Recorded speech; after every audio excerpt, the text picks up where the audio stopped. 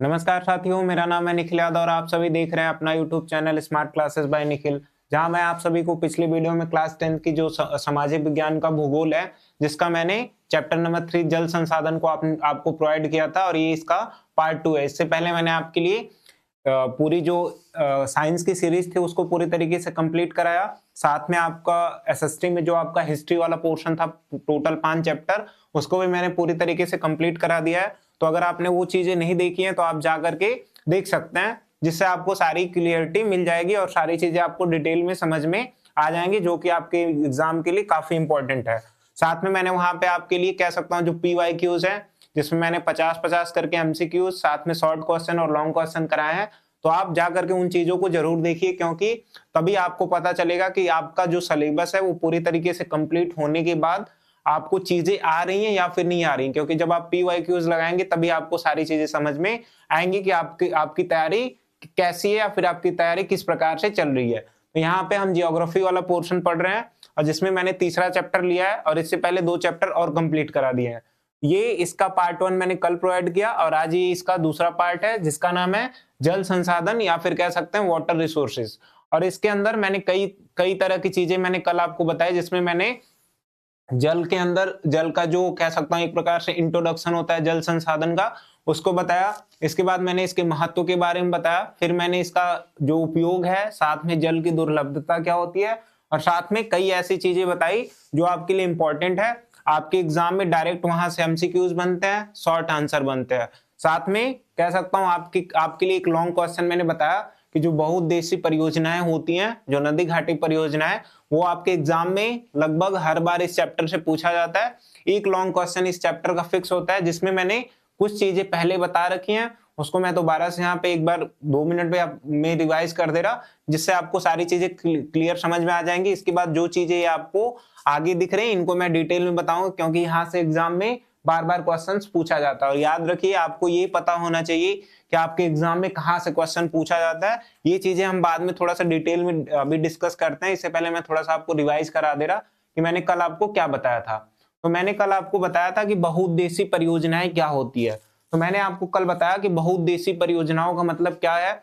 जैसा कि आपको पता है कि जल हमारे लिए काफी ज्यादा इंपॉर्टेंट है, जो वाटर है वो हमारे लिए काफी ज्यादा इंपॉर्टेंट है। क्यों? क्योंकि मानव को आपको पता है कि जो ह्यूमन की बॉडी है उसमें 70% आपका क्या पाया जाता है, वाटर पाया जाता है। अगर ये वाटर ना हो इस पूरे अर्थ पे तो उससे क्या होगा, तो उससे जो मानव है वो जीवित नहीं रह सकता, क्योंकि उसके बॉडी का 70% जो पार्ट है वो किससे उसके अंदर क्या है, तो वो आपका वाटर है। दूसरा, हम लोग जो कृषि करते हैं, जिसके माध्यम से हम क्या करते हैं, अपने भोजन को ग्रहण करते हैं, उसमें भी आपको पता है कि पानी जो है वो सिंचाई के लिए कितना इंपॉर्टेंट है। तीसरी चीज मैंने आपको बताया था कि जो औद्योगिकीकरण हो रहा या फिर कह सकता हूं जो नई नई कंपनियां एस्टेब्लिश हो रही या कंपनियों में जो भी कार्य होते हैं, वहां पे भी आपको पता है कि वाटर कितना इंपॉर्टेंट हो जाता है। इसके अलावा कई प्रकार के इसी प्रकार की मैंने आपको इंपॉर्टेंस बताया था वाटर के। तो यही मैंने आपको बताया कि जब भारत आजाद हुआ था 1947 में, तो उसके बाद जब ब्रिटिशर्स आपके गए, तो भारत के जो प्रधानमंत्री थे, जिनका नाम था पंडित जवाहरलाल नेहरू, इन्होंने क्या किया कि इनको लगा कि अगर इस जल को हम लोग पूरी तरीके से ना बचाएं तो इससे क्या होगा, ये जल एक दिन खत्म हो जाएगा और इससे क्या होगा, भारत को बहुत ज्यादा प्रॉब्लम होगी। इसीलिए उन्होंने कई प्रकार की ऐसी योजनाएं लागू की, जिसकी मदद से क्या हो, हम पानी को बचत कर सके या पानी को बचा सके और पानी का सही जगह पे उपयोग करें, जिससे क्या हो, भारत की जो आर्थिक स्थिति है वो काफी मजबूत हो।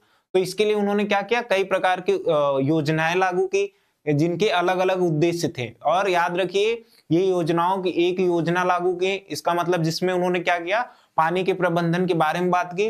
और पानी का प्रबंधन करेंगे, साथ में उसके एक नहीं अनेकों लाभ होंगे, अनेकों उद्देश्य होंगे, जो कि उस योजना की मदद से आपके पूरे होंगे।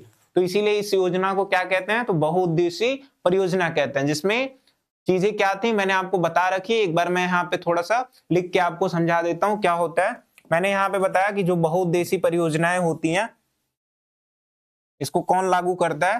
तो मैं यहाँ पे आपको थोड़ी सी चीजें लिख के दिखा देता हूँ, जिससे आपको सारी चीजें समझ में आ जाएंगी। तो आपको पता है कि बहुउद्देशीय परियोजनाओं का मतलब क्या होता है। यहाँ पे मैं एक मिनट जस्ट लिख के दिखा रहा।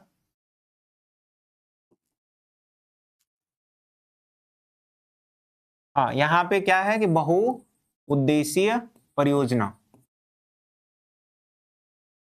परियोजना योजना। क्या है इसका मतलब? इसका मतलब है कि कोई योजना लागू होगी और उस योजना के पीछे क्या होगा, एक नहीं कह सकता हूं अनेकों इसके क्या होंगे, इसके उद्देश्य होंगे। इसका मतलब सिंपल सा आपको समझ में आ रहा होगा। इसका मतलब है कि एक योजना जिसके पीछे क्या हो, अनेक उद्देश्य। एक योजना जिसके पीछे कितनी अनेकों उद्देश्य हो सकते हैं, जिसके पीछे क्या हो, अनेकों उद्देश्य हो, अनेकों उद्देश्य।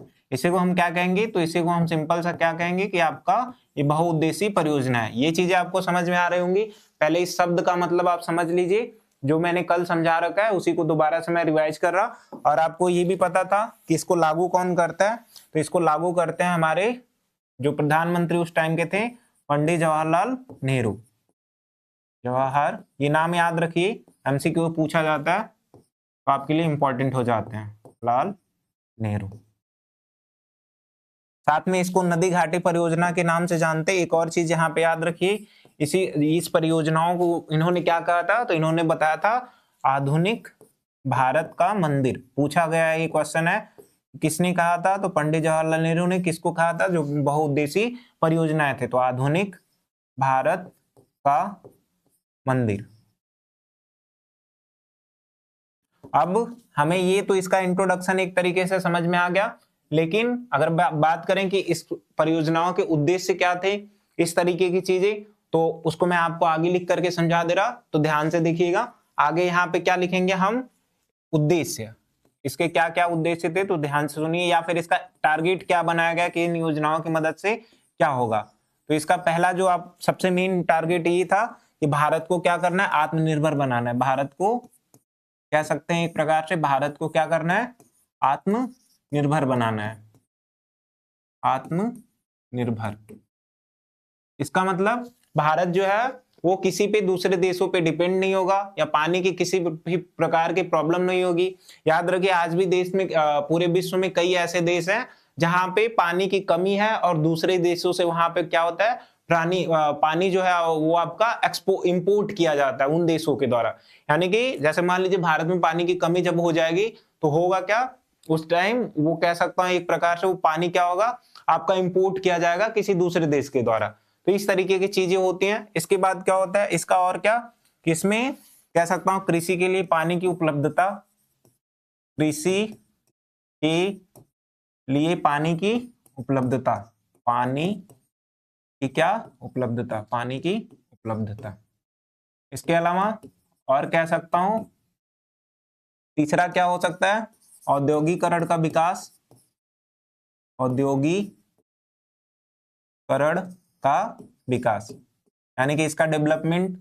साथ में और क्या होगा, इन परियोजनाओं की मदद से हम क्या करेंगे, बड़े अलग अलग प्रकार के बांध बनाएंगे, और इन बांध से क्या होगा, इन बांध से पानी को रोका जाएगा, और उन पानी को क्या करेंगे, सिंचाई के लिए उपयोग करेंगे। साथ में विद्युत का निर्माण करेंगे, विद्युत निर्माण।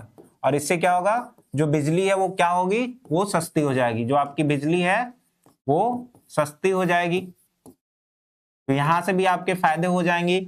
साथ में और कह सकता हूं, और क्या हो सकता है, इसके अलावा कह सकता हूं, इसके और उद्देश्य आपको मैं बताऊं तो कह सकते हैं कि ये क्या करेगा, जो बांध होंगे ये क्या करेंगे, ये बांध आपके कह सकता हूं कि बाढ़ को नियंत्रित करेंगे। तो ये जो बांध है, बांध बनाए जाएंगे, और ये बांध क्या करेंगे, बाढ़ को नियंत्रित करेंगे, नियंत्रित करेंगे। और क्या हो सकता है, और ये हो सकता है कह सकते हैं एक प्रकार से कि आपका जहां पे पानी या अकाल की कमी, अकाल आएगा यानी कि सूखा पड़ेगा, वहां पे पानी को क्या कराएंगे, उपलब्ध कराएंगे, पानी को उपलब्ध कराएंगे। तो इस प्रकार की ये चीजें हुई थी। और ये क्या था, इन बहुउद्देशीय परियोजनाओं के एक प्रकार से कह सकता हूं आपके उद्देश्य थे, यानी कि इसके टारगेट रखे गए थे। तो इस प्रकार की चीजें होती हैं। इसके अलावा यहाँ पे अब हम आगे क्या करेंगे, इन्हीं परियोजनाओं की मदद से कह सकता हूं अलग अलग प्रकार से नदी घाटी परियोजनाएं लागू होती हैं। कहाँ पे लागू होंगी, किस नदी पे लागू होंगी, किस स्टेट में, वो आपके लिए इंपॉर्टेंट है, वो आपसे एग्जाम में पूछा जाता है। तो इसीलिए हम यहाँ पे इन चीजों को देख लेते हैं, आपको समझ में आएगा। तो इस प्रकार की चीजें होती हैं। आइए हम इसके बाद आगे। तो यहाँ पे हमने इस तरीके से ये देखा कि इस परियोजना के क्या क्या उद्देश्य थे, तो इसमें आपने देखा कि भारत को इसमें किस प्रकार से हम आत्मनिर्भर बनाएंगे, साथ में इस योजना की मदद से किस प्रकार से कृषि के लिए पानी की उपलब्धता कराएंगे। यानी कि आप जानते हैं कि जिस प्रकार से कई ऐसे एरिया है जहां पे भारत में सिंचाई के लिए पानी नहीं है, जैसे कि आपको पता है, आप राजस्थान वाले इलाके को देख रहे होंगे, तो वहां पे पानी की पहले उपलब्धता नहीं थी। और इस परियोजना के बाद हुआ क्या कि वहां पे जो आपको इंदिरा गांधी नहर दिखती है उसका निर्माण किया गया, तो उसका काम इसी परियोजना के द्वारा हुई थी। तो ये आपके लिए इंपॉर्टेंट है। साथ में औद्योगिकरण के विकास के लिए पानी जरूरी है। साथ में कह सकता हूं कि विद्युत का निर्माण होगा अगर इन पानी को रोक लिया जाएगा, जो पानी एक्स्ट्रा खर्च हो रहे हैं, तो उससे क्या होंगे कि टरबाइन की मदद से आपका कह सकता हूं बिजली का निर्माण होगा, तो बिजली क्या होगी, सस्ती होगी। साथ में बांध बनाए जाएंगे, तो जो बाढ़ आते हैं उनको हम क्या कर सकते हैं, पूरी तरीके से कंट्रोल कर सकते हैं, क्योंकि बांध के द्वारा हम क्या करेंगे, डैम के द्वारा धीरे धीरे करके पानी को छोड़ेंगे, जिससे क्या होगा कि बाढ़ आने की जो समस्या है वो कम हो जाएंगी। साथ में अगर कहीं पे अकाल पड़ता है, कहीं पे सूखा पड़ता है, तो वहां पे पानी को क्या कराया जाएगा, अवेलेबल यानी कि उपलब्ध कराया जाएगा। तो इस प्रकार से मैंने आपको क्या बताया कि ये जो बहुउद्देशीय परियोजना का क्या मतलब है, किसने लागू किया, क्या कहा गया, साथ में इसके क्या उद्देश्य है। तो ये उद्देश्य हो गया। अगर लाभ पूछा जाएगा तो लाभ भी आप इसी की मदद से लिख सकते हो। कैसे लिखोगे कि इस परियोजना का उद्देश्य था भारत को आत्मनिर्भर बनाना, और इसकी मदद से भारत को कह सकते हैं भारत के लिए जल की आपूर्ति कराई गई, जिससे किस कृषि में विकास हुआ, भारत की आर्थिक स्थिति विकसित हुई, और इस प्रकार से भारत को आत्मनिर्भर बनाने की जो चेष्टा थी, जो प्रेरणा थी, वो पूरी तरीके से कंप्लीट हुई। साथ में पानी की आवश्यकता, ये सारी चीजें आप इसी को उठा करके लाभ में इसके लिख सकते हैं, या महत्व में लिख देंगे, और इन्हीं चीजों को थोड़ा सा और एक्सप्लेन कर देंगे, जो मैंने आपको समझाया, आंसर आपका वो भी हो जाएगा। और मैंने आपको कल क्वेश्चन भी दिखाया था कि किस प्रकार से क्वेश्चन आपसे पूछा गया, तो इस प्रकार से ये चीजें मैंने कल पहले ही बता रखी है। अब इसके बाद हम आगे का जो टॉपिक बचा हुआ है उन चीजों को देख लेते हैं। जैसा कि आपको यहाँ पे क्वेश्चंस दिख रहे होंगे, 4 क्वेश्चन है टोटल, और याद रखिए टोटल आपके जो 4 क्वेश्चन दिख रहे हैं ये सारे आपके PYQs हैं, सब पीछे आपसे पूछे गए हैं, तो ये आपके लिए इंपॉर्टेंट है। और याद रखिए मैंने बताया कि पहले ही इस चैप्टर को शुरुआत करने से पहले ही कल बता दिया था कि कुछ ऐसे टॉपिक है जहां से आपसे लॉन्ग क्वेश्चन हमेशा पूछे जाते हैं, तो ये आपको याद रखना है, ये आपके लॉन्ग क्वेश्चंस के लिए जरूरी है। बहुउद्देशीय परियोजना क्या है, इसके क्या उद्देश्य हैं, इसके क्या लाभ हैं, इसका क्या महत्व है, साथ में ये जो 4 आपको पॉइंट दिख रहे होंगे, साथ में इसी तरीके से मैं कह सकता हूं कुछ पॉइंट्स और बताऊंगा जो आपके एग्जाम के लिए काफी ज्यादा इंपॉर्टेंट होंगे, जो कि आपके लॉन्ग क्वेश्चन में पूछे जाएंगे। मैंने आपको बता रखा है कि आपका जो फर्स्ट चैप्टर ज्योग्राफी वाला है और सेकंड चैप्टर वो ज्यादा इंपॉर्टेंट है, उसके बाद ये चैप्टर आ जाता है, क्या क्योंकि यहाँ से 1-2 MCQ साथ में लॉन्ग क्वेश्चन आपसे पूछ लिए जाते हैं। पीछे के चैप्टर थोड़े से कह सकता हूं कि थोड़े कम मार्क्स के, 3 से 4 मार्क्स के केवल पूछे जाते हैं, बाकी इन सारी चीजों का वेटेज ज्यादा है, तो आपको ये ज्यादा ध्यान देना है। तो आइए हम एक एक करके सारी चीजों को पढ़ेंगे, इसके अंदर कैसे आंसर लिखना है मैं आपको अभी आगे बताता हूं, पहले मैं सारे टॉपिक को पढ़ा लेता हूं। तो क्या यहाँ पे दिया है, पहला आपको दिख रहा होगा भारत की प्रमुख बहुउद्देशीय नदी घाटी परियोजना। अब इसको नदी घाटी परियोजना क्यों कह रहा, क्योंकि इसमें हम नदी से रिलेटेड जो काम करते हैं, हम जो भी योजनाएं बनाएंगे वो नदी से रिलेटेड होंगी, तो इसीलिए इसको क्या कह रहा, नदी घाटी परियोजना, ये चीजें ध्यान दीजिएगा।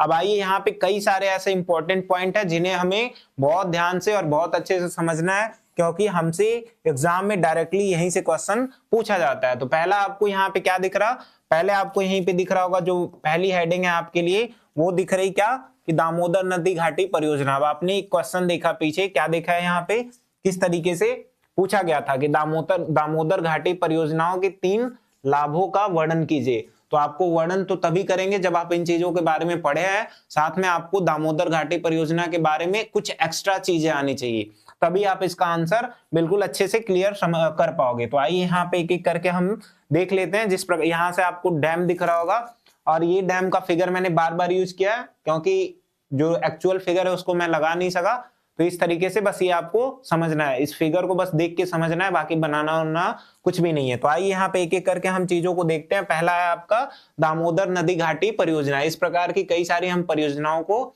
देखेंगे जो कि आपके लिए इंपॉर्टेंट है। तो क्या यहाँ पे बोल रहा, सबसे पहले ये परियोजनाएं कहाँ है, किस नदी पे है ये, और ये किस राज्यों में है, इतना आपको मैं कई सारी परियोजना बताऊंगा, सबके बारे में याद रखना है। और इसके लिए एक मैंने यहाँ पे टेबल आपके लिए डिजाइन कर रखा है, और साथ में इसमें कई सारे क्वेश्चंस भी हैं, आपको समझ में आएंगे कि क्वेश्चन किस प्रकार से पूछे जाएंगे। जैसा मैंने आपको क्या बोला, हर कई सारी नदी घाटी परियोजनाएं पढ़ाऊंगा जिसमें आपको 3 चीजें ज्यादा इंपॉर्टेंट है। क्या?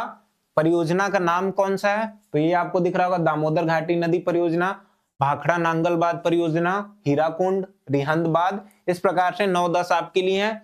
इसको याद रखना है किस नदी पे है, डायरेक्ट यहां से एग्जाम में एमसीक्यू पूछते हैं, और किन एरिया में है ये आपको आंसर जब लिखेंगे तो उसमें एरिया आपको बताना पड़ेगा। तो ये आपके लिए इंपॉर्टेंट है, ध्यान दीजिएगा। तो इन्हीं चीजों को मैं यहाँ पे पहले एक एक करके पढ़ा देता हूँ और लास्ट में वो चीजें आपको समझ में आ जाएंगी किसकी मदद से, उस टेबल की मदद से। तो ध्यान से देखिए, बताते चल रहा, इन चीजों पे ध्यान दीजिएगा। क्या यहाँ पे बोल रहा, ध्यान से पहली चीज देखिए, बोला कि ये परियोजना कहाँ है, तो याद रखिए ये जो परियोजना है ये वर्तमान में उत्तराखंड राज्य में है। ये पहला पॉइंट पूछेगा कि दामोदर घाटी परियोजना वर्तमान में किस राज्य में है, तो आपको याद रखना है। आपका आंसर क्या हो जाएगा, तो याद रखिए इसका नाम, ये कौन सा राज्य है, तो आपका झारखंड है। और जो कि आपको पता है झारखंड बिहार का ही पहले पार्ट हुआ करता था, बाद में ये अलग हुआ है। तो आगे क्या बोला, यह झारखंड राज्य में दामोदर तथा उसकी सहायक नदियों पे। अब सहायक नदियां क्या होती है, याद रखिए जब किसी कोई बड़ी नदी है और उस बड़ी नदी में आके कई सारी छोटी छोटी नदियां जो मिल जाती हैं उसको हम क्या कहते हैं, उसकी सहायक नदियां कहते हैं। जैसे मैं एक एग्जांपल के तौर पे आपको यहाँ पे बता रहा, जैसे यहाँ पे क्या है, मान लीजिए कि आपकी गंगा नदी है, कुछ इस प्रकार से बहती हुई आ रही है, ये आपकी बड़ी नदी है और ये पानी बहता हुआ इस तरीके से जा रहा है। ये कौन सी नदी है, तो आपको याद रखना है ये आपकी गंगा नदी है। और याद रखिए अगर इसी गंगा नदी में कह सकता हूं अलग अलग से आकर के कई छोटी छोटी नदियां मिल जाती हैं, तो उसको हम क्या कहते हैं, वो कहते हैं ये जो नदियां हैं ये इनकी क्या है, सहायक नदी। जैसे आपको पता होगा कि गंगा नदी में कई प्रकार की नदियां आके आपकी मिल जाती हैं। जैसे यहाँ पे जो ये नदी आती है इसका नाम है यमुना। इसके बाद आपको पता है कि गंगा में और भी कई सारी नदियां मिलती हैं, जैसे गंडक हो गया, इसके अलावा कह सकता हूं और भी नदी है, घग्गर हो गया, इसके अलावा कह सकता हूं एक प्रकार से इसके अलावा कोसी नदी आती है। तो अलग अलग प्रकार की नदियां आकर के क्या होती है, मिल जाती हैं इस तरीके से अलग अलग दिशा में। तो इसी को क्या कहेंगे, ये इसकी सहायक नदियां हैं। सेम इसी तरीके से झारखंड में एक नदी बहती है जिसका नाम है आपका दामोदर नदी। तो ये दामोदर नदी और उसकी जो सहायक नदियां हैं उसकी मदद से ये इस प्रकार से परियोजना चलाई जाती है। डैम बनेगा, पानी को पूरी तरीके से रोक लिया जाएगा और साथ में बाद में उस पानी को धीरे धीरे करके छोड़ा जाएगा, जिसके अलग अलग प्रकार के उपयोग होंगे, जैसे बिजली बनाने में, सिंचाई करने में, और भी अलग प्रकार से इनके यूज किए जाते हैं। तो कहाँ है ये, दामोदर नदी घाटी परियोजना में कौन सी नदी आएगी, तो आंसर हो जाएगा दामोदर, क्योंकि दामोदर कौन है, ये घाटी परियोजना का नाम ही दे रहा, और नदी कौन सी है, दामोदर। साथ में उसकी कौन सी जो सहायक नदियां हैं, जो साथ में उसकी जो ट्रिब्यूटरीज हैं वो क्या करेंगी, उसकी मदद करेंगी। तो नदी नाम में है, बट आपको ये याद रख लेना है कि जो नाम है इस परियोजना का उसमें उसी नदी का नाम है, ये आपके लिए याद है। और साथ में बोला कि नदियों पर क्या बनाए जाते हैं, तो याद रखिए कई प्रकार के बांध बनाए जाते हैं। ये जो स्कीम लागू हुई थी ये इन्हीं की वजह से। और एक चीज याद रखिए, पहले के टाइम में यहाँ पे क्यों बनाए गए बांध, तो याद रखिए बांधों को इसलिए बनाया जाता है कि हम बाढ़ को क्या करें, कंट्रोल कर सके। यहाँ पे ये आपको गलत हो गया, यहाँ पे क्या लिखा रहेगा, ये आपको यहाँ पे बाढ़ लिखा रहेगा। तो पहले होता क्या था, जब ये बांध नहीं बनाए गए थे तो इस कह सकता हूं ये जो दामोदर नदी है, साथ में जो दामोदर की सहायक नदियां हैं, इसमें कई बहुत ज्यादा बाढ़ आया करते थे। इसीलिए बाद में इसको क्या, और बाढ़ के जब पानी आते थे तो अगल बगल का जो भी इलाका है वो पूरी तरीके से कह सकता हूं बाढ़ से ग्रस्त हो जाता था। इसीलिए इस प्रकार का बांध बनाया गया, और ये बांध क्या करेगा, जो बाढ़ आता है उसको पूरी तरीके से नियंत्रित करेगा। बोला कि कहां पे हुई, झारखंड में। कौन सी नदी, दामोदर। इसमें कह सकता हूं पहले के टाइम में इसमें बहुत सारे बाढ़ आया करते थे, साथ में इस पे कई प्रकार के बांध बनाए गए इन परियोजनाओं की मदद से। बोला कि बाढ़ से लगभग कितना, कह सकता हूं 18,000 वर्ग किलोमीटर भूमि क्या हुई, प्रभावित हुई थी। और बोला इस कारण इसको हम क्या कहते हैं, तो याद रखिए ये आपके लिए इंपॉर्टेंट है, दामोदर को हम क्या कहते हैं, तो याद रखिए बंगाल का हम लोग इसको शोक के नाम से भी जानते हैं, बहुत इंपॉर्टेंट है। जिस प्रकार से बिहार का शोक किसे कहते हैं, कोसी नदी को, सेम इसी तरीके से बंगाल का किसको कहते हैं, तो दामोदर नदी को।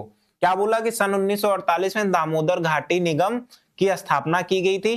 पूछा गया क्वेश्चन है, ये आपसे पूछा जाता है, ध्यान दीजिए। जितनी भी मैंने यहाँ पे हाईलाइट चीजें की हैं वो आपसे एग्जाम में पूछे जाते हैं। बोला इस निगम द्वारा दामोदर नदी घाटी की कह रहा कि बाढ़ पर हम क्या करते हैं, नियंत्रण करते हैं या फिर नियंत्रण करने का प्रयास करते हैं। बोला कि छोटे नागपुर क्षेत्र के विकास के लिए दामोदर नदी घाटी परियोजना का निर्माण किया गया। यह विश्व की क्या है, तो याद रखिए यह विश्व की सबसे बड़ी परियोजना है। आपके लिए इंपॉर्टेंट पूछता है विश्व की सबसे बड़ी दूसरी परियोजना कौन सी है, तो दामोदर नदी घाटी परियोजना। अब आपको पता है झारखंड में आपका छोटा नागपुर का पठार है, वहां पे खनिज कई प्रकार से होते हैं, माइनिंग्स का काम होता है, तो वहां पे ये चीजें इंपॉर्टेंट हो जाती है, क्योंकि जो बिल्डिंग बनेंगी, जो फैक्ट्रियां होती हैं या माइनिंग का जहां काम होता है, वहां पानी की आवश्यकता पड़ती है। तो इतनी सारी चीजें थी, ये आपके लिए इंपॉर्टेंट था। इसी से रिलेटेड एक मैं आपको क्वेश्चंस करा दे रहा, ध्यान दीजिएगा। हाँ, यहां से क्या क्या हुआ है, एक बार दोबारा से मैं सारी चीजों को रिवाइज कर रहा, आप इन चीजों को ध्यान से देखिएगा। आपको पहला काम क्या याद रखना है कि दामोदर नदी घाटी किस राज्य में ये विकसित हुई है, तो आंसर हो जाएगा झारखंड में। दूसरा कि ये किस नदी पे हुई है, तो आपको पता है दामोदर नदी पे हुई है। तीसरी चीज कि इसका क्यों इसको बनाया गया, क्योंकि उस टाइम पे दामोदर नदी और साथ में इसकी सहायक नदियों से कह सकता हूं कि उस एरिया में बहुत ज्यादा बाढ़ आया करते थे। उसी को नियंत्रित करने के लिए क्या होता है कि इस परियोजना का के द्वारा इस पे अलग अलग प्रकार के बांध बनाए जाते हैं। तीसरी चीज, सन 1948 में दामोदर घाटी निगम की स्थापना हुई, जो क्या करता है, बाढ़ पर नियंत्रण करने का काम करता है। और यह सबसे इंपॉर्टेंट, यह विश्व की दूसरी सबसे बड़ी परियोजना है। समझ में आ गया होगा, इतनी इतनी ही चीजें आपको सारी परियोजनाओं में पढ़ना है। आगे इसी से रिलेटेड मैं आपको एक क्वेश्चन करा दे रहा, जो कि आपके एमसीक्यू में पूछा गया। क्या पूछ रहा है यहाँ पे, ध्यान से देख लीजिए। आपसे पूछ रहा है कि भारत की सबसे बड़ी बहुउद्देशीय नदी घाटी परियोजना कौन सी। याद रखिए, अगर वो विश्व में दूसरी आ रही तो पहली भारत की नहीं है, वो दूसरे देश की नदी घाटी परियोजना है, तो भारत की ये कौन सी हो जाएगी, कह सकता हूं एक प्रकार से सबसे बड़ी, और विश्व की दूसरी सबसे बड़ी। तो इसका आंसर क्या हो जाएगा, तुंगभद्रा नदी घाटी परियोजना। बिल्कुल नहीं, इसका आंसर ये भी नहीं होगा। साथ में सी, टेहरी बांध परियोजना, मैंने अभी आपको बताया ही नहीं। और भाखड़ा नांगल बांध, ये भी नहीं। तो क्या आपका ऑप्शन नंबर ए हो जाता है। ये आपके लिए इंपॉर्टेंट है, मैंने आपको जो पढ़ाया ये क्वेश्चन आपसे पूछा गया है। ध्यान दीजिएगा, इन चीजों को मैं बताते चल रहा हूं, आपको सारी चीजें ध्यान देना है। तो दामोदर नदी के बारे में सबसे पहले पढ़ लिए, और यहाँ पे मैंने एक टेबल आपको बना रखी है, और टेबल को भी मैं आपको दिखाते चलूंगा, ताकि आपको बाद में ये ना लगे कि इस टेबल को लर्न करना है। आप यहाँ पे आपने देखा कि दामोदर नदी घाटी परियोजना जो है वो कहाँ पे है, तो आपको पता है वो झारखंड में, और साथ में उसे बिहार का शोक कहते हैं, तो वो किस इलाके में आ गया, बिहार में, और साथ में झारखंड में। इसके अलावा किस नदी पे है, तो आपको यहाँ पे दिख रहा होगा ये दामोदर नदी पे मैंने आपको बताया, और कौन सी घाटी है, कौन सी परियोजना है, तो आपको समझ में आ गया होगा। अब इसके बाद हम दूसरा वाला टॉपिक देखते हैं, जिसका नाम है भाखड़ा नांगल परियोजना। तो यहाँ पे एक क्वेश्चन आपसे एग्जाम में पूछा गया था। क्या पूछा गया है कि दामोदर नदी घाटी परियोजनाओं के 3 लाभों का वर्णन कीजिए। याद रखिए, हर नदी घाटी परियोजना के लाभ में आप क्या लिख सकते हो, आप ये लिख सकते हो कि मैंने आपको ये पीछे बता रखा है, ये जो इसके उद्देश्य हैं इसी को आप लाभ में लिख दीजिएगा। और आपको पता है मैंने आपको जो चीजें दामोदर नदी घाटी परियोजना में बताया कि दामोदर नदी घाटी परियोजना वर्तमान राज्य के झारखंड में स्थापित है या स्थित है। अगली चीज क्या लिख सकते हैं कि यह दामोदर नदी व उसके सहायक नदियों पर बांध बना करके इस परियोजना को स्थापित किया गया था। इसे बंगाल का शोक कहते हैं, क्योंकि इस नदी के द्वारा कह सकता हूं कि प्राचीन समय में बहुत ज्यादा बाढ़ आते थे। बाद में इसी को नियंत्रित करने के लिए कह सकते हैं दामोदर नदी घाटी निगम की स्थापना हुई। साथ में यह विश्व की दूसरी सबसे बड़ी परियोजना है। इसको आप जैसे ही इंट्रोडक्शन में या कह सकते हैं आंसर में लिखोगे, एग्जामिनर को ये समझ में आ जाएगा कि आपको इसके बारे में सारी चीजें डिटेल में पता है। और उसके बाद आप लाभ में अगर ये लिख दोगे पॉइंट वाइज, आपका आंसर बिल्कुल परफेक्ट हो जाएगा।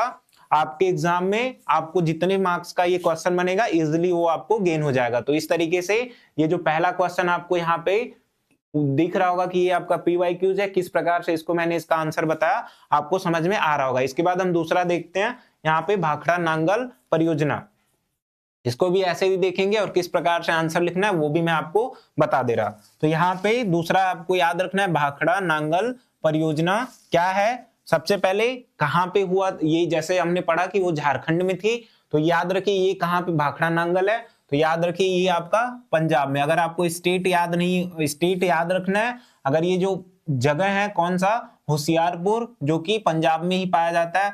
अगर ये आपको याद नहीं रहता तो कोई बात नहीं। इसमें दूसरी चीज क्या आपको याद रखनी है कि ये सतलज नदी, अब आपको कल मैंने फिगर में बता रखा है कि उत्तर भारत में जो आपकी नदी बहती है सिंधु, ये सब क्या है उसी के पार्ट हैं। सिंधु हुआ, ब्यास हुआ, इसके अलावा कह सकता हूं जो आपके अलग, और चेनाब हुई, रावी हुई, ये सब सिंधु के ही पार्ट हैं, जो कि उत्तर भारत में जम्मू कश्मीर, कह सकता हूं पंजाब, हरियाणा, हिमाचल प्रदेश, इन सारे इलाकों में वो बहती हैं। तो ये कौन सी नदी पे है? तो याद रखिए ये सतलज नदी पे। इंपॉर्टेंट है, आपको ये चीजें याद रखनी है। दूसरी चीज, यह भारत की सबसे बड़ी नदी घाटी परियोजना। 1 मिनट, जस्ट ये वाला आंसर आपका क्या हुआ? ये जो पीछे मैंने आपको क्वेश्चंस कराया यहाँ पे, हाँ ये वाला क्या बोल रहा है कि भारत की सबसे बड़ी बहुउद्देशीय परियोजना नदी घाटी परियोजना कौन सी है? इसमें क्या बोला था? विश्व की दूसरी सबसे बड़ी परियोजना है, जबकि ये नदी घाटी पर, इसमें हम लोगों से नदी घाटी परियोजना पूछा था, जबकि हमने इसमें क्या बता दिया? केवल परियोजना के बारे में बताया। तो इसका ये ऑप्शन नंबर कौन सा हो जाएगा? तो इसका हो जाएगा ये बी वाला। तो ध्यान दीजिएगा, ये कौन सा हो जाएगा? बी वाला। ये आपको याद रखना है। और यहाँ पे हम भाखड़ा नांगल बांध के बारे में पढ़ रहे हैं, तो बोल रहा है कि यह भारत की सबसे बड़ी बहुउद्देशीय नदी घाटी परियोजना। आगे क्या बोला? यह कहाँ पे? राजस्थान, पंजाब, जैसा कि मैंने आपको बताया, राजस्थान, पंजाब, हरियाणा और इन वाले इलाकों में ये फ्लो होती है नदी, तो यहीं पे ये चीजें होती हैं। बोला कि भाखड़ा नांगल बांध भूकंपीय क्षेत्रों में विश्व का सबसे बड़ा गुरुत्वीय बांध है। एक चीज याद रखिए, बांध को अलग अलग प्रकार से डिवाइड किया जाता है। एक होता है गुरुत्वीय बांध, इस तरीके से अलग अलग प्रकार से। तो बांध को 3-4 टाइप्स में डिवाइड किया जाता है, वो चीजें आपको नहीं पढ़नी है, बस आपको याद रखना है कि सबसे बड़ा विश्व का गुरुत्वीय बांध कौन सा है? तो आंसर क्या हो जाएगा? भाखड़ा नांगल बांध। इंपॉर्टेंट है, ध्यान दीजिएगा इस चीजों को। सबसे बड़ा गुरुत्वीय बांध कौन सा है विश्व का? तो याद रखिए भाखड़ा नांगल बांध। विश्व की दूसरी सबसे बड़ी परियोजना दामोदर नदी घाटी परियोजना। भाखड़ा नांगल बांध कहाँ पे है? तो पंजाब में। कौन सी नदी पे है? तो आंसर क्या हो जाएगा? सतलज। ये भारत की सबसे बड़ी, कह सकता हूं, परियोजना है। यहाँ पे आपको नदी घाटी परियोजना में दिख गया होगा। आंसर आगे क्या है? एक क्वेश्चन पूछा गया कि भाखड़ा नांगल बांध किस नदी पे स्थित है? तो याद रखिए इसका आंसर क्या हो जाएगा? इसका आंसर हो जाएगा सतलज, या सतलुज या सतलज, याद रखिएगा।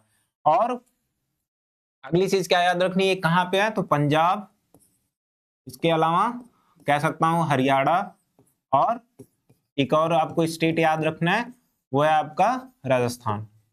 तो इस तरीके से आपको समझ में आ रहा होगा। यहाँ पे टेबल में फिर इसको भी देख लेते हैं, क्या पूछा है आपसे। हाँ, यहाँ पे पूछा नहीं, बताया है भाखड़ा नांगल बांध कहाँ पे स्थित है।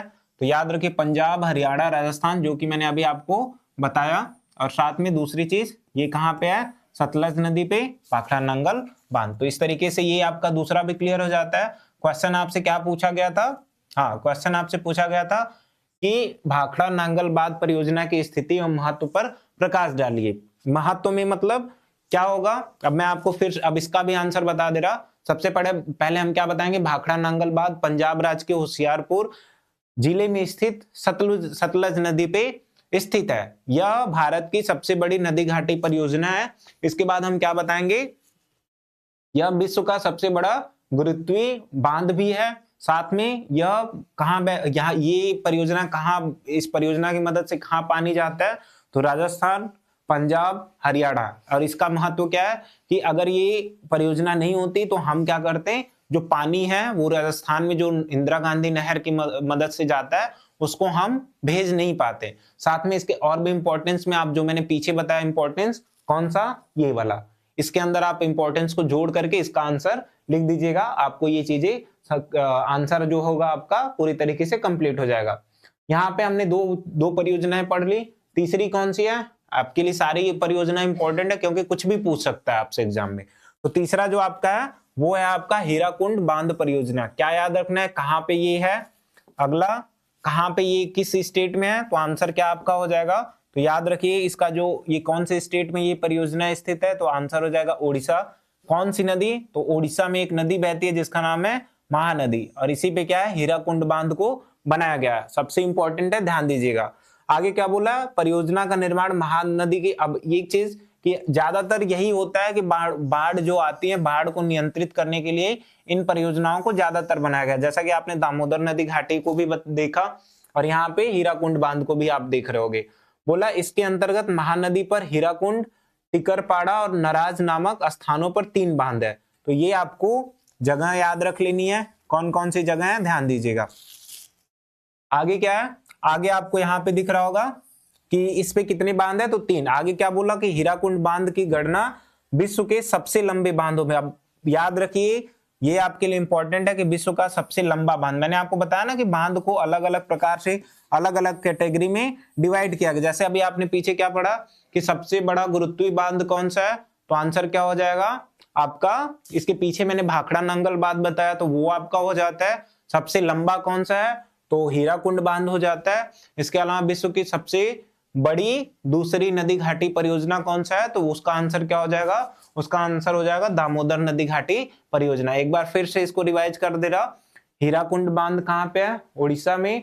किस नदी पे है, महानदी। मेन उद्देश्य क्या है, तो आंसर हो जाएगा बाढ़ से नियंत्रण करना। अगली चीज कि यहाँ पे 3 जगह है, हीराकुंड, टिकरपाड़ा और नराज, यहाँ पे अलग अलग बांध पाए जाते हैं। इसके अलावा कह सकता हूँ विश्व का सबसे लंबा बांध कौन सा है, तो उसका नाम है हीराकुंड बांध। कितना लंबा है, तो 4800 मीटर और 61 मीटर ऊंचा। अब आपको 61 मीटर का मतलब समझ में आ रहा होगा कि ये कितना लंबा है। इसके अलावा यहाँ पे एक क्वेश्चन दिया है, क्या बोला कि हीराकुंड बहुउद्देशीय परियोजना किस राज्य में स्थित है, तो आंसर इसका हो जाता है आपका कौन सा, तो इसका आंसर हो जाएगा आपका ऑप्शन नंबर ए, उड़ीसा या फिर ओडिशा। तो ध्यान दीजिएगा, ये सारे क्वेश्चन आपसे पूछे गए हैं, आपके लिए सारे क्वेश्चन इंपॉर्टेंट है, तो इन चीजों को याद रखनी है। आगे क्या पूछ रहा है, हीराकुंड बांध किस नदी पे स्थित है, तो ऑप्शन नंबर क्या हो जाएगा, कावेरी, बिल्कुल गलत है। गंगा भी नहीं है, कोसी भी नहीं, आंसर क्या हो जाएगा, महानदी। इन चीजों को ध्यान दीजिएगा, ये पॉइंट है और यही पॉइंट से आपसे क्वेश्चन पूछे जाएंगे और इन्हीं चीजों को ऐड करके, इन्हीं फैक्ट को आप क्या करेंगे, लॉन्ग क्वेश्चंस भी लिखेंगे। साथ में कह सकता हूं कि जो आपसे एमसीक्यू बनेंगे वो भी चीजें आप यहाँ पे देख लेंगे। तो हीराकुंड कहाँ है, तो ये महानदी पे है। अगली चीज ये कहाँ पाया जाता है, तो ये हो जाएगा आपका उड़ीसा। तो इस तरीके से ये टेबल भी आपको समझ में आ रही होगी। दामोदर नदी घाटी, दामोदर नदी पे कहाँ पे, झारखंड, पश्चिम बंगाल। पश्चिम बंगाल में उसको हम क्या कहते हैं, पश्चिम बंगाल का शोक। सेम इसी तरीके से भाखड़ा नांगल बांध सतलज नदी पे पंजाब, हरियाणा, राजस्थान में है, ये महानदी, साथ में उड़ीसा। तो ये आपको समझ में आ रहा होगा। इसके बाद हम चौथी यहाँ पे नदी घाटी परियोजना के बारे में पढ़ते हैं, जो कि कौन सा है आपका, तो ये है आपका रिहंद बांध। इंपॉर्टेंट है, ये पूछा जाता है, क्यों, क्योंकि ये हमारे उत्तर प्रदेश में स्थित है। और जब यूपी बोर्ड का एग्जाम होगा तो याद रखिए, यूपी से बनने वाले क्वेश्चन या फिर यूपी से रिलेटेड जो क्वेश्चन है वो ज्यादा चांसेस होते हैं पूछने के। क्यों, क्योंकि ये यूपी बोर्ड का एग्जाम होता है, बोर्ड वालों का, तो इसीलिए ये ज्यादा आपके लिए इंपॉर्टेंट हो जाता है। तो ध्यान दीजिएगा, मैं बताता हूँ क्या बोला कि इसका नाम क्या है, रिहंद बांध। और तो चौथी परियोजना आपकी हो जाती है रिहंद बांध। अब 3 चीजें याद रखनी है, कौन सी नदी पे स्थित है, दूसरी चीज, और कह सकता हूं इसका कोई इंपॉर्टेंट, जैसे बड़ी कह सकता हूं कि बहुउद्देशीय परियोजना में आपने देखा बड़ी, दूसरी, लंबी बांध बना, ये चीजें ध्यान देना। कहां पे है, उत्तर प्रदेश में है। तो पहला क्या बोला, इस परियोजना को रेणुका बहुउद्देशीय परियोजना तथा गोविंद बल्लभ सागर परियोजना के नाम से भी जाना जाता है। रिहंद तो बहुत कम ही नाम सुना जाता है, इसमें जो गोविंद वल्लभ सागर है ये ज्यादा नाम आपको सुना जाता है। तो याद रखिए, ये नाम आपके लिए इंपॉर्टेंट है। इन तीनों नाम में से आपसे अगर कुछ भी पूछेगा तो चीजें आपको यही बतानी है, ये आपको ध्यान देना है, इंपॉर्टेंट है आपके लिए। आगे क्या बोल, इसका नाम क्या हो गया, तो एक हो जाएगा गोविंद वल्लभ सागर और दूसरा रेणुका बहुउद्देशीय परियोजना। साथ में ये कहाँ पे विकसित है, तो मैंने आपको बताया ये यूपी में है, उत्तर प्रदेश में है। तो ध्यान दीजिएगा, उत्तर प्रदेश के सोनभद्र जिले में। तो ये कौन सा जिला हो जाता है, सोनभद्र, और उसमें भी एक जगह है पिपरी करके, वहीं पे ये पाया जाता है। और कौन सी नदी है, जिस प्रकार से दामोदर नदी घाटी में दामोदर नदी थी, उसी तरीके से यहाँ पे क्या है, रिहंद नदी बहती है, और ये उसी की वजह से। तो ध्यान दीजिएगा, ये आपके लिए इंपॉर्टेंट हो जाता है। इसके बाद क्या बोला, इसका प्रमुख उद्देश्य क्या है, पिछड़े दक्षिण पूर्वी उत्तर प्रदेश के जनपदों की जल विद्युत की आवश्यकता को पूर्ति करना। यानी कि इसका मेन उद्देश्य क्या है, जल विद्युत जो होता है उसको प्रोवाइड करना।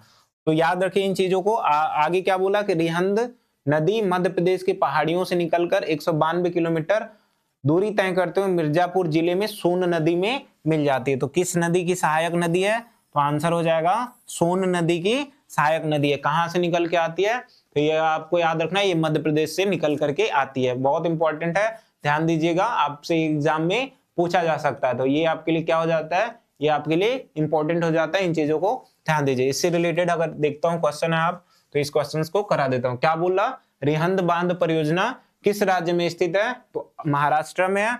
नहीं, ये गलत हो जाता है। असम में भी नहीं है। हिमालय तो कोई राज्य ही नहीं है, ये गलत हो जाता है पूरे तरीके से।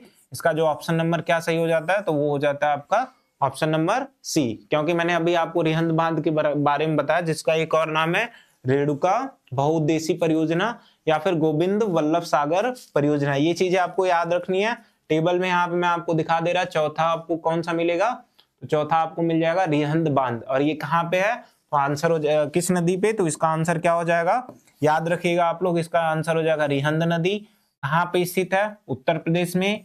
रिहंद नदी किसकी सहायक नदी है? तो आंसर हो जाएगा आपका, कह सकता हूं कि जो ये सोन नदी की है। जो कहाँ से ये रिहंद नदी निकलती है? तो वो निकलती है मध्य प्रदेश से, एमपी से निकलती है और बाद में जाकर के सोन नदी में मिल जाती है। और कह सकता हूं वहीं पे रिहंद नदी पे क्या बनाया गया हमारा? रिहंद बांध बनाया गया, जिसका नाम है गोविंद वल्लभ सागर या फिर रेणुका बहुउद्देशीय परियोजना। तो ये आपको ध्यान देना है।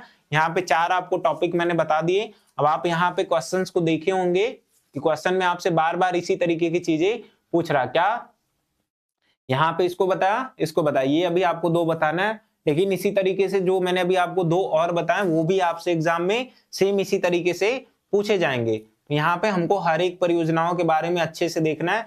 आगे क्या हमसे है, ये भी आपके लिए इंपॉर्टेंट है। जितनी भी परियोजना है सब आपके लिए इंपॉर्टेंट है, क्योंकि एग्जाम में परियोजना पूछी जाएंगी और वो भी एक ही पूछी जाएंगी। अब इसमें से कौन पूछा जाएगा तो ये नहीं पता, आपको सारी चीजें याद रखनी है, सारी परियोजनाओं के बारे में डिटेल में याद रखना है। पहली चीज उसमें आपको बस ये याद रखना है किस नदी पे है, किस इलाके में है, इतना आप याद रखिएगा। तो इसके बाद उसके लाभ और महत्व को कैसे लिखना है मैंने आपको पहले ही एक्सप्लेन कर दिया। तो याद रखिए तुंगभद्रा ये नदी आपको कहाँ बहती हुई मिलेगी? तो याद रखिए यहाँ पे ये किस जगह पाया जाएगा? तो ये हो जाएगा कर्नाटक और आंध्र प्रदेश में। बोला कि कर्नाटक और आंध्र प्रदेश सरकारों की सम्मिलित परियोजना है। दोनों राज्यों के जो दोनों स्टेट है, इन्होंने मिल करके इस परियोजना का निर्माण किया। ये चीजें ध्यान दीजिएगा। आगे क्या बोल रहा कि यह किस नदी पे है? तो ये ऑप्शन नंबर इसका क्या हो जाएगा आंसर? तो कृष्णा नदी पे है। साथ में इसी की एक सहायक नदी है, कौन सी? तुंगभद्रा। तो पूछा जाएगा कि तुंगभद्रा किसकी सहायक नदी है? तो आंसर हो जाएगा आपका कृष्णा नदी। और ये कहाँ पे है? तो याद रखिए कर्नाटक और आंध्र प्रदेश की गवर्नमेंट ने इसको मिलकर के निर्मित किया है, बनाया है। क्या बोला कि तुंगभद्रा नदी पर कर्नाटक राज्य में कह सकता हूं स्थित है। अब एक चीज और याद रखिएगा, ये कहाँ पे है? बनाया तो आंध्र प्रदेश और कर्नाटक दोनों ने है, लेकिन ये स्थित कहाँ है? तो याद रखिए वो कर्नाटक में स्थित है। आगे क्या बोला कि 1956 ईस्वी में 2441 मीटर लंबा और 50 मीटर ऊंचा बांध बना करके पंपा सागर जलाशय बनाया गया। इस जलाशय से 3 लाख हेक्टेयर भूमि की सिंचाई की जाती है। ये सारी इजी सा है कि वही आपको सिंचाई में भी काम आता है, कृषि में काम आता है, और कह सकता हूं कि औद्योगिकरण में काम आता है। इस प्रकार से ये चीजें काम आती है। आगे क्या बोला? तुंगभद्रा परियोजना से मुनारीबाद, हम्पी और हासपेट विद्युत उद्योग बनाए जाते हैं। याद रखिए ये जगह के नाम है और यहीं पे क्या किए गए हैं, कह सकता हूं कि जैसे ही आपकी विद्युत जहां से बनती है वो इन्हीं जगहों पे आपके स्थापित किए। आपको पता है हम्पी भारत का एक, कह सकता हूं भारत में कर्नाटक में एक फेमस जगह है और ये हिस्ट्री से रिलेटेड है। तो ये जगह आपको ध्यान देनी है। साथ में मुनीराबाद और हासपेट, नाम उतना याद नहीं है, आप बस इन चीजों को याद रखिए। बस ये ऊपर के 3 इंपॉर्टेंट है कुछ चीजें, फिर इससे सिंचाई की जाती है, इससे विद्युत बनाया जाता है। ये चीजें मैंने आपको कहाँ बताई, इस तरीके से आपको आंसर कहाँ पे गया? हाँ, ये जो है ना, इस आंसर को आप सारे परियोजनाओं में लिखिएगा, आपका आंसर बहुत अच्छा हो जाएगा। इस पे कोई मार्क्स भी नहीं कटेगा, ये आपका बिल्कुल परफेक्ट आंसर है। तो इन चीजों को ध्यान दीजिएगा। बस आपको नाम कहाँ पे है, इसके अलावा कह सकता हूँ एक प्रकार से किस नदी पे स्थित है, इतनी चीजें जान जाएंगे, आपको सारी चीजें समझ में आ जाएगा। और क्या मैंने आपको बताया, सिंचाई के लिए होगा, विद्युत के लिए होगा, साथ में ये दे ही दिया आपको नीचे मैंने आपको जो बताया। और यहाँ पे जो फसलें होंगी इन चीजों के लिए ये किया जाता है। अब ये आपको तुंगभद्रा बता दिया गया और इसपे आपको यहाँ पे नीचे दिखेगा टेबल में, टेबल आपके लिए इंपॉर्टेंट है। आप टेबल को एक बार एग्जाम में जब इसको जाते टाइम देखेंगे तो आपको ये चीजें याद हो जाएंगी। तुंगभद्रा कहाँ है? तुंगभद्रा नदी पे। और दूसरी चीज ये किसकी सहायक नदी है? तो ये है कृष्णा की। तो ये आपको ध्यान देना है। कहाँ पे? कर्नाटक और आंध्र प्रदेश, स्पेशली एक कर्नाटक में पाया जाता है, तो ध्यान दीजिएगा। इसके बाद और इसमें और भी हैं, हम उनको पढ़ा देते हैं, फिर ये चीजें आपको कंप्लीट खत्म हो जाएंगी। आगे क्या है आपका इंदिरा गांधी नहर जो है ये आपके लिए इंपॉर्टेंट है। क्यों? क्योंकि ये आपको दिख रहा होगा कि ये एशिया की सबसे बड़ी मानव द्वारा निर्मित नहर है। तो इन चीजों को ध्यान दीजिएगा। क्या लिखा गया है, देखिए यहाँ पे बोला कि इस परियोजना में 1984 तक राजस्थान नहर को स्थापित किया गया। साथ में बोला कि इसको हम क्या करते हैं, इंदिरा गांधी जो कि प्राइम मिनिस्टर थी, उन्हीं की मृत्यु के बाद उनकी याद में इस परियोजना को बनाया गया था। तो कहाँ पे है, राजस्थान में। कब स्टैब्लिश हुआ, 1984 में। बोला कि उनकी याद में इस परियोजना का नाम इंदिरा गांधी नहर परियोजना कर दिया गया। यह क्या है, तो याद रखिए यह ब्यास और सतलज पे। अभी आपने देखा भाखड़ा नांगल बांध किस पे था, तो आपको पता चला कि वो किस पे था, तो वो आपका सतलज नदी पे। लेकिन ये जो इंदिरा गांधी बांध नहर है, इसमें किसका पानी जाता है, तो आपको याद रखना है इसमें सतलज का तो जाता है, साथ में ब्यास का भी जो पानी है वो जाता है। अब आपको पता है कि सिंधु में पांच छह नदियां आती हैं। कौन कौन सी, सतलज, ब्यास, रावी, चेनाब, इसके अलावा सिंधु। तो उसमें किसका, ब्यास और सतलज का, और ये दोनों मिलती हैं, तो इसी से यहाँ पे संगम होता है और इसी में क्या होता है, पानी आपका जाता है। बोला इंदिरा गांधी नदी परियोजना रेगिस्तानी क्षेत्र में हिमालय का जल लाने के लिए एक, कह सकता हूँ, इंपॉर्टेंट फैक्टर है। अगर यहाँ पे पानी नहीं आता तो कह सकता हूँ एक प्रकार से राजस्थान के अंदर जो भी थोड़ी बहुत चीजें उत्पादित होती हैं वो भी नहीं होता। क्यों? क्योंकि वहां पे सारी चीजें रेगिस्तान के रूप में पाई जाती है और फसल सिंचाई करना, फसलों की खेती करना, ये आपके लिए पॉसिबल नहीं हो पाता। बहुत इंपॉर्टेंट आपके लिए क्या है कि यह एशिया के सबसे बड़ी, कह सकता हूँ, कि मानव निर्मित नहर है। तो यही क्वेश्चन बार बार पूछा जाता है कि एशिया की सबसे बड़ी मानव निर्मित नहर कौन सी है, तो वो हो जाएगा आपका कौन सा, तो वो हो जाएगा आपका इंदिरा गांधी नहर, जो कि आपका राजस्थान में पाया जाएगा। तो यहाँ पे आपको यहाँ पे दिख रहा होगा इंदिरा गांधी नहर के बारे में कि कहाँ पे है इंदिरा गांधी नहर, तो ये आपका पंजाब, हरियाणा, राजस्थान, इस प्रकार से भाखड़ा नांगल बांध था। और यहाँ पे कौन सी नदी, तो ब्यास और सतलज। यहाँ पे नागार्जुन वाला छूट गया, मैं उसको आपको बाद में बता दूंगा। बस याद क्या रखना है, नागार्जुन सागर बांध जो है ये कृष्णा नदी पर स्थित है और कृष्णा की सहायक नदी तुंगभद्रा है। और ये कृष्णा नदी कहाँ बहती है, तो ये आंध्र प्रदेश में आपकी बहती है। तो यहाँ पे इस तरीके से कहां तक हो गया आपका, हाँ यहाँ पे इंदिरा गांधी नहर तक बन गया। मतलब मैंने यहाँ पे आपको चीजें 1984 में बनी थी। राजस्थान में एशिया की सबसे बड़ी मानव निर्मित नहर है, जो उस टाइम के प्राइम मिनिस्टर थी इंदिरा गांधी, उनकी डेथ के बाद इसका नाम उन्हीं के नाम पे पड़ गया। ब्यास सतलज के संगम से इसमें पानी आपका जाता है। तो ध्यान दीजिएगा।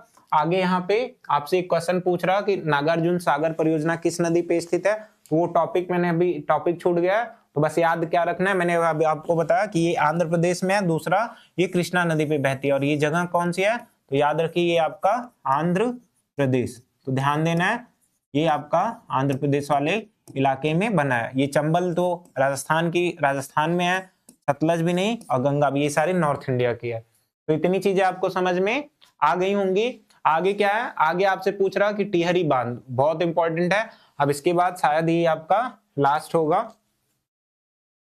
हाँ ये आपका लास्ट है। इसके बाद छोटा सा टॉपिक और है, मैं उसको पढ़ाऊंगा, फिर ये चीजें आपकी कंप्लीट हो जाएंगी। तो यहाँ पे आपको टिहरी बांध दिख रहा होगा, तो इसके बारे में पढ़ लेते हैं। और नागार्जुन सागर जो आपका छूटा है उसको मैं आपको बाद में अगला चैप्टर जब पढ़ाऊंगा तो उसी में ऐड करके आपको बता दूंगा।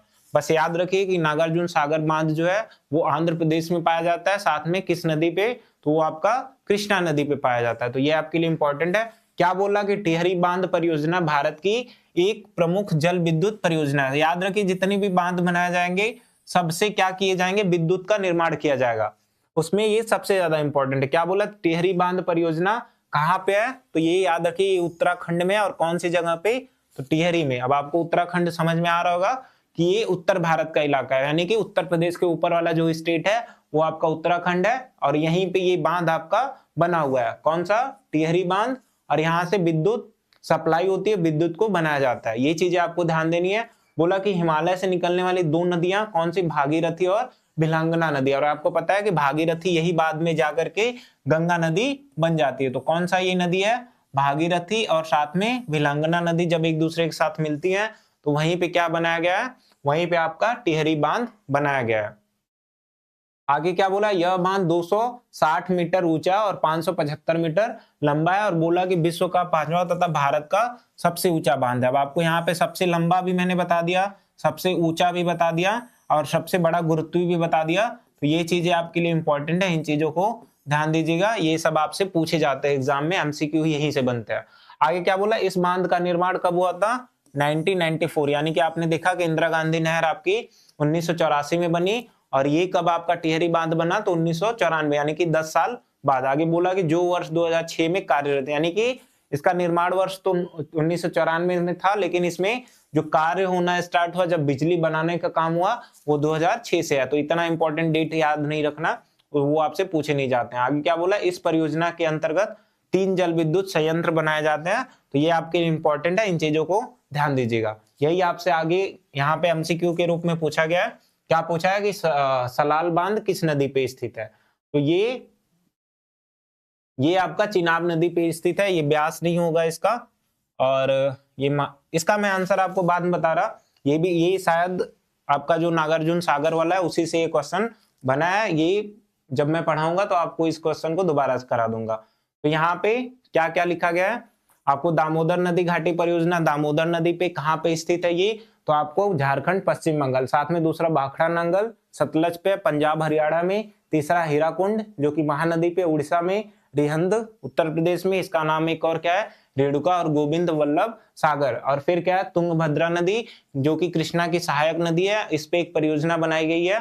कौन सी, कह सकता हूं तुंगभद्रा नदी घाटी परियोजना, जो कि तुंगभद्रा नदी पे, और ये कर्नाटक और आंध्र प्रदेश में पाई जाती है। साथ में जो आपका नागार्जुन सागर है, ये कृष्णा नदी पे पाई जाती है, और ये आपका आंध्र प्रदेश वाले हिस्से में। साथ में इंदिरा गांधी नहर जो है ब्यास और सतलज के संगम पे इस नहर का निर्माण किया गया। साथ में पंजाब हरियाणा राजस्थान, स्पेशली राजस्थान को बहुत ज्यादा हेल्प पहुंचाती है। अगर ये नहीं होती तो राजस्थान में कह सकता हूँ जो सिंचाई का कार्य थोड़ा बहुत होता है वो भी नहीं हो पाता। टिहरी बांध कहाँ पे है, भागीरथी और भिलंगना नदी, उत्तराखंड, उत्तर प्रदेश और दिल्ली। सलाल बांध कहाँ है, तो आंसर हो जाएगा चिनाब नदी, और साथ में जम्मू कश्मीर। ये जो पीछे क्वेश्चन था इसका आंसर मैंने आपको बोला ना कि इसका क्या होगा, चिनाब नदी हो जाएगा। तो ये चीजें ध्यान दीजिएगा, कहाँ पाया जाता है, तो इसका आंसर हो जाएगा जम्मू कश्मीर में। तो इसका आंसर आपको ध्यान देना है, क्या हो जाएगा आपका, जम्मू कश्मीर। और किस नदी पे है, तो आपको ये भी ध्यान देना है, ये चिनाब नदी पे है। कोसी कहाँ नदी है, ये बिहार में है। ब्यास आपका पंजाब वाले इलाके में, और महानदी आपको मैंने बताया कि ये आपका उड़ीसा वाले इलाके में है। तो ये चीज आपको ध्यान देनी है। इस प्रकार से ये जो आपको यहाँ पे टेबल है ये आपके लिए काफी इंपॉर्टेंट है, इन चीजों को ध्यान दीजिएगा। आगे थोड़ा सा आपका टॉपिक बचा है जो कि क्या है आपका, मैंने आपको बताया था कि बहुउद्देशीय परियोजनाओं का विरोध हुआ था कुछ, और ये आपको कल मैंने आपको जो पाठ्यक्रम बताया था उसके अंदर ये आपका था। और यहाँ से भी आपको पूछा जाता है कि नर्मदा बचाओ आंदोलन के बारे में बताइए, और एक और है वो भी आपको ध्यान देना है। तो आइए यहाँ पे इनका विरोध क्यों हुआ, इन चीजों को हम लोग ध्यान से देख लेते हैं, फिर ये आपका चैप्टर पूरी तरीके से कंप्लीट हो जाएगा। तो ये आपका हो गया नर्मदा बचाओ आंदोलन क्या है, इसके बारे में पढ़ लेते हैं। बोला कुछ सामाजिक संगठन पर्यावरणीय आंदोलनों के द्वारा बहुउद्देशीय नदी परियोजनाओं का क्या करते हैं, विरोध करते हैं। और आगे बोला कि इसमें एक आंदोलन था जिसका नाम था नर्मदा बचाओ आंदोलन। ये आंदोलन का नाम याद रखना है। बोला यह आंदोलन एक गैर सरकारी संगठन एनजीओ द्वारा चलाया जा रहा था, यानी कि कुछ ऐसे एनजीओ के बारे में आप जानते होंगे कि कई लोगों का ग्रुप होता है जो कि कह सकता हूँ ऑफिशियल नहीं होते, जो कि गवर्नमेंट के द्वारा नहीं होते हैं, लेकिन वो समाज के लिए कार्य करते रहते हैं। वो एनजीओ इन्हीं को कहते हैं, कई सारे लोगों का ग्रुप होता है, और भारत में ऐसे न जाने कितने एनजीओ हैं। तो वो क्या करते हैं, इसका विरोध करते हैं। क्यों करते हैं ये आपको आगे लिखा हुआ मिल जाएगा। बोला इसमें कौन कौन से थे लोग शामिल थे, जनजातीय लोग थे, किसान थे, पर्यावरणविद थे, मानवाधिकार कार्यकर्ता थे। बोला कि गुजरात में नर्मदा पर सरदार सरोवर बांध बनाया जा रहा था, और लोग इसी का क्या करते हैं, तो इसी का आपको याद रखना है कि विरोध करते हैं। मूल रूप से शुरू यह आंदोलन जंगलों के बांध के पानी में डूबने जैसे मुद्दों पर केंद्रित था कि जब बांध बनाए जाएंगे तो पानी को रोका जाएगा, और जब पानी रुकेगा तो जो जंगल है उसमें पूरी तरीके से पानी भर जाएगा, और जो पेड़ है वो पूरी तरीके से नष्ट हो जाएंगे। इसीलिए ये जो आपका कह सकता हूं एक प्रकार से जो नर्मदा बचाओ आंदोलन था ये स्टार्ट हुआ था। तो इसका मेन कारण क्या है कि बोला जंगलों के बांध के पानी से डूबने जैसे मुद्दे की वजह से ये क्या हुआ, ये आंदोलन आपका हुआ था। बोला हाल ही में इस आंदोलन के लक्ष्य बांध से विस्थापित गरीब लोगों को सरकार को संपूर्ण पुनर्वास, यानी कि जब ये बांध बनाए जाएंगे तो याद रखिए आसपास के इलाकों में जो भी लोग हैं, जब बांध बनेगा तो पानी आपका इस यहाँ पे आपको मैं एक फिगर दिखा रहा, उसमें आपको थोड़ा बहुत समझ में आ जाएगा, मैं बता दे रहा। जैसे ये आपका यहाँ पे बांध बन गया, तो पीछे आपको पता है कि पानी रुक रहा, और अगर मान लीजिए इसी अलग इस साइड और अलग अलग मतलब अगल बगल में लोग रहते हैं, तो जब ये पानी रुकेगा तो ये पानी की मात्रा बढ़ेगी, ऊपर उठेगा पानी, तो वो अगल बगल में फैलना स्टार्ट हो जाएगा। तो जो लोग वहां पे रहते हैं उनको रहने के लिए जगह भी तो चाहिए, इसीलिए वो लोग नर्मदा बचाओ आंदोलन कर रहे थे। उसका ये भी काम था कि जो गरीब लोगों का घर हटा है या फिर जो गरीब लोगों का घर उजड़ा है, उनको क्या किया जाए, सरकार के द्वारा घर को प्रदान किया जाए, इसीलिए ये आंदोलन आपका स्टार्ट हुआ था। तो ये आपको ध्यान देना है, ये आपके लिए इंपॉर्टेंट है। शॉर्ट क्वेश्चन में ये आपसे पूछा जाता है, कहाँ पे, गुजरात में नर्मदा नदी पे जो सरोवर बांध बन रहा था उसकी वजह से। और क्यों? क्योंकि जो जंगल थे वो पानी से डूब रहे थे, साथ में गरीब लोगों के घर भी खत्म हो चुके थे। तो इस प्रकार से बोला कि नर्मदा बचाओ आंदोलन का संबंध किससे है? गंडक नदी से है, नहीं बिहार में बहती है। रिहंद उत्तर प्रदेश में, माता टीला ये भी नहीं है। क्या ऑप्शन हो जाएगा? सरदार सरोवर बांध, जो कि कहाँ है? तो याद रखिए ये आपका गुजरात है। यहां से भी आपसे क्वेश्चन पूछा जाता है, तो ये आपके लिए इंपॉर्टेंट है, ध्यान दीजिएगा। आगे क्या है? आगे आपको एक लास्ट है यहाँ पे बचा, कृष्णा गोदावरी विवाद। कभी कभी पूछ लिया जाता है, तो देख लीजिए क्या बोला। कृष्णा गोदावरी विवाद की शुरुआत कहां से हुई थी? महाराष्ट्र सरकार द्वारा कोयना नदी पर जल विद्युत परियोजना स्थापित करने की वजह से हुई थी। यानी ये महाराष्ट्र में हुआ था, नदी थी कोयना, जिसपे क्या हो रहा था, जल विद्युत, यानी कि जो विद्युत संयंत्र होता है या जो विद्युत जो यहाँ स्थापित होता है उसको बनाया जा रहा था। के लिए बांध बनाकर जल की दिशा को परिवर्तित करके कहाँ पे? कर्नाटक और आंध्र प्रदेश सरकारों द्वारा आपत्ति, यानी कि कह सकता हूं कि कृष्णा गोदावरी विवाद क्या है कि ये महाराष्ट्र में हुआ था। महाराष्ट्र में एक नदी बहती है कोयना नदी, और ये किधर जाएगी? तो ये याद रखिए कर्नाटक और आंध्र प्रदेश की तरफ उसकी दिशा को घुमाया जाने के लिए एक कार्य किया जा रहा था, जिसपे कर्नाटक और आंध्र प्रदेश की जो गवर्नमेंट है वो पूरी तरीके से आपत्ति जताती है। तो वही यहाँ पे आपको दिया गया। आगे बोला, इन राज्यों में पड़ने वाले नदी के निचले हिस्सों में जल का प्रवाह कम हो जाएगा, और इससे क्या होगा, कह सकता हूँ जो कृषि है वो पूरी तरीके से नष्ट होना स्टार्ट हो जाएगी। तो इस प्रकार से आपकी जितनी भी परियोजनाएं थी, पूरी परियोजनाओं को मैंने आपको बता दिया। एक बार सारी चीजों को मैं दोबारा से रिवाइज कर दे रहा, जिससे सारी चीजें आपको पूरी तरीके से कंप्लीट समझ में आ जाएंगी। जैसे कि आपको यहाँ पे क्या दिख रहा, मैंने आपको स्टार्टिंग में क्या बताया, मैंने बोला कि आज जितने भी टॉपिक हम पढ़े हैं सारे क्वेश्चन आपसे लॉन्ग में पूछे जाएंगे। और बहुउद्देशीय परियोजनाओं के बारे में मैंने कल बता रखा था, तो उसी को मैंने यहाँ पे आपको लिख के बता दिया कि बहुउद्देशीय परियोजना क्या होती है। तो याद रखिए, जब ऐसी योजना बनाई जाए जिसकी क्या हो, कई प्रकार के उद्देश्य हो, तो उसको हम बहुउद्देशीय परियोजना कहते हैं।